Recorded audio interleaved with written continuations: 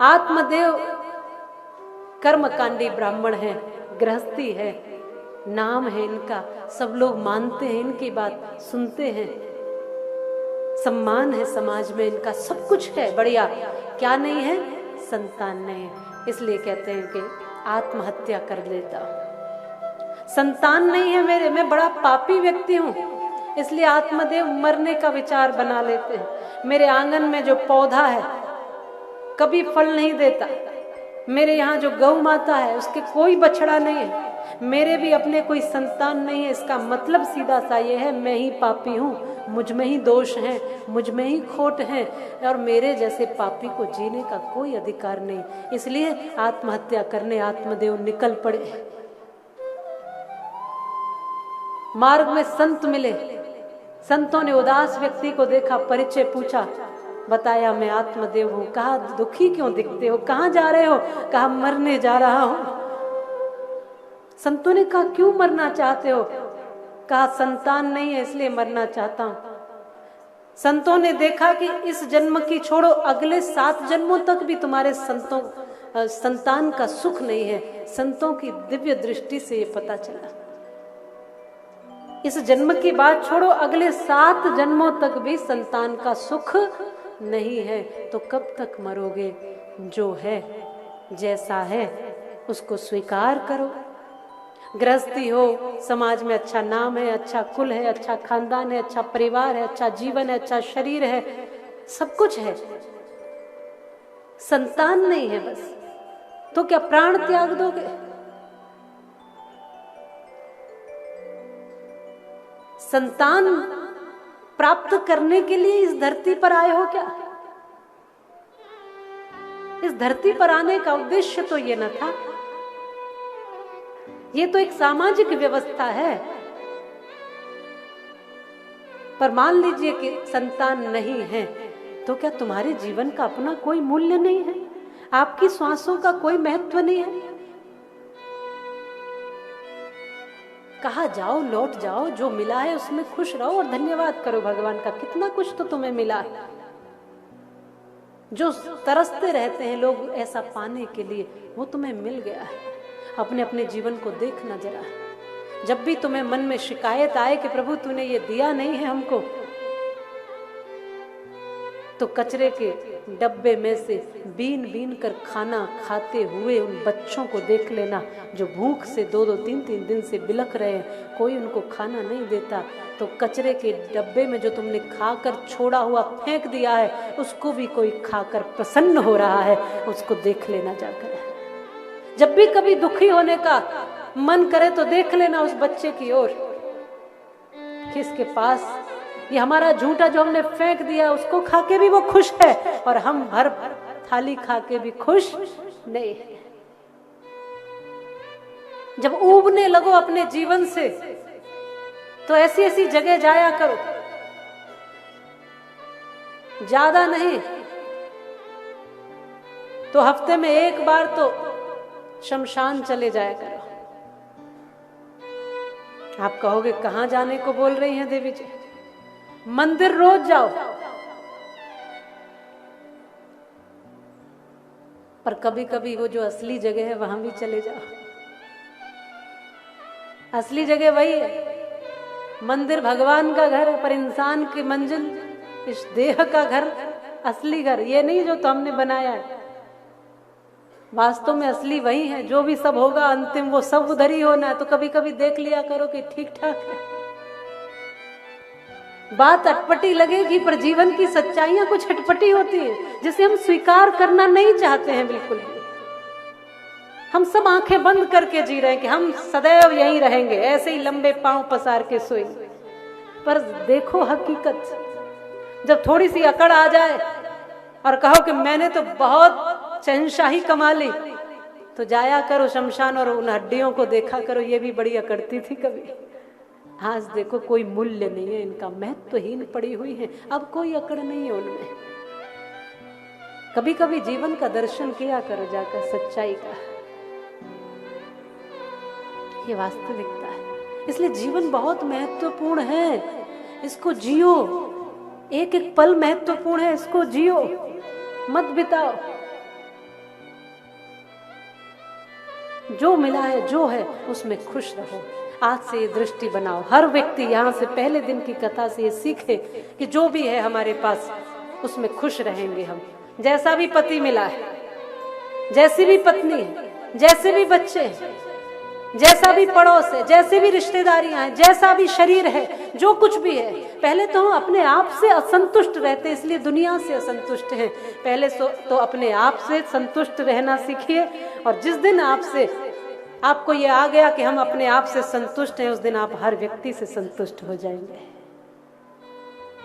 आपके पास जो है उसमें संतुष्टि रखिए, और जो नहीं है उसको कमाइए, उसको मेहनत से पाइए। दुखी क्यों होते हो? प्राप्त करिए, और फिर तब भी न मिले तो भी ठाकुर जी पर छोड़ दीजिए, इसमें मेरा ही कुछ भला होगा। भक्त स्वीकार करता है। इसलिए यहां बैठे हो तो अपनी कमियों को देखो, स्वीकार करो और फिर उनका सुधार करो। ऐसा तो नहीं है कि आप माता पिता बन गए तो अब आप में कोई कमी न रही होगी। ऐसा तो नहीं है कि अब आप पति पत्नी बन गए तो कोई कमी न रही होगी। ऐसा तो नहीं है कि अब आप सासू माँ बन गई तो आप में कोई कमी न होगी। ऐसा तो नहीं है कि अब आप बड़े हो गए तो आप में कोई कमी न होगी। आखिरी आखिरी क्षण तक व्यक्ति में कुछ न कुछ कमी बनी रहती है, और उसको ठीक करने की गुंजाइश भी बनी रहती है।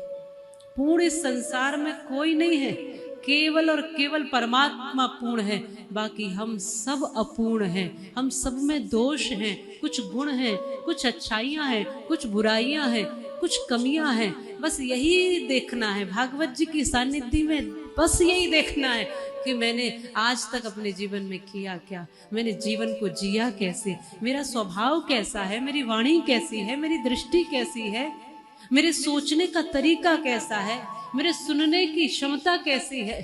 आज बस ऐसा सोच करके बैठेंगे कि हमारे सामने भागवत जी के रूप में साक्षात कृष्ण हैं, और वो हमसे पूछते हैं कि बताओ अब तक किया क्या, बताओ अब तक जिए कैसे, बताओ। तो उस समय हम कुछ बोलने लायक रहें, बस ऐसा जीवन जिए।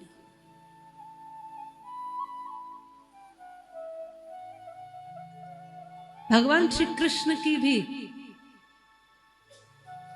जो सबसे बड़े वक्ता है, सबसे बड़े श्रेष्ठ है, सबसे बड़े ज्ञानी है, जो परमेश्वर है, जो परमात्मा है, जो सच्चिदानंद है, दुर्योधन ने अपने अहम और अकड़ के कारण श्री कृष्ण की भी बात नहीं स्वीकार की।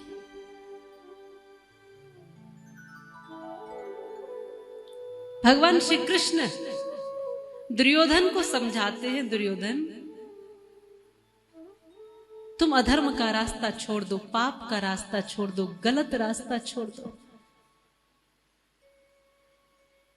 ठीक नहीं है, अपने ही भाइयों का अधिकार छीनना ठीक नहीं है, अपने ही भाइयों का धन हड़प लेना ठीक नहीं है, अपने ही भाइयों का हिस्सा खा जाना ठीक नहीं है।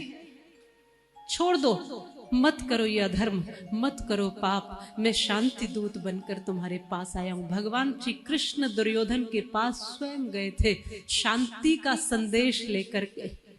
मैं शांति दूत बनकर आया हूं, मेरी बात मानो, मेरी बात समझो। मात्र 5 गांव 5 पांडवों को दे दो, बाकी सब तुम रख लो।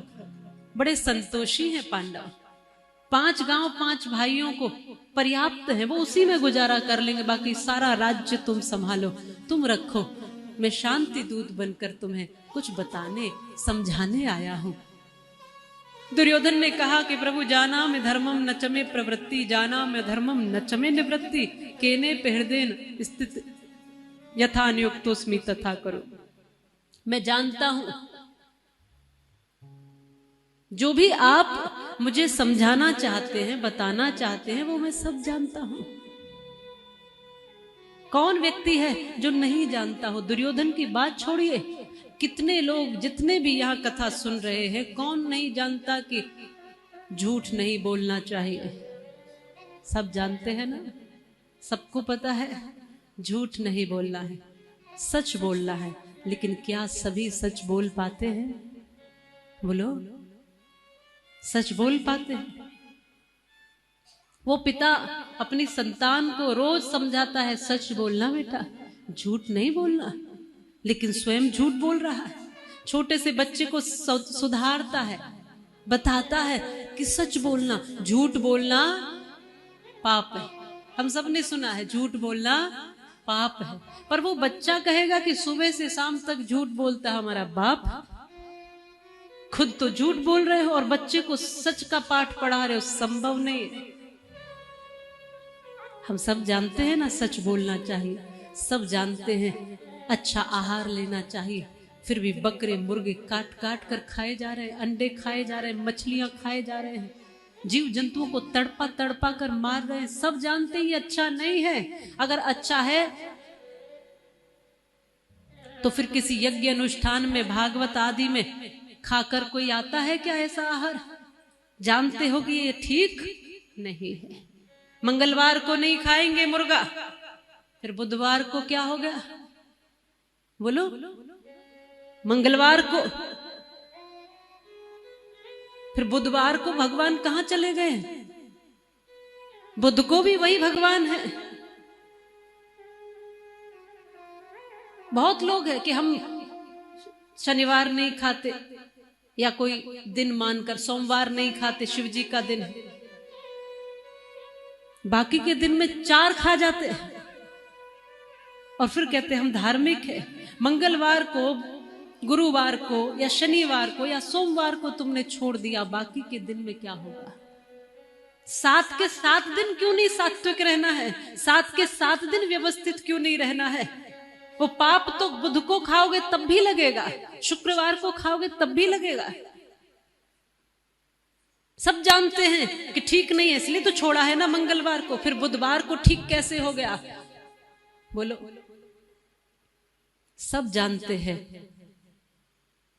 पर जानबूझकर गलतियां करते हैं, जानबूझकर पाप करते हैं। ये दुर्योधन जैसी वृत्ति के लोग होते हैं।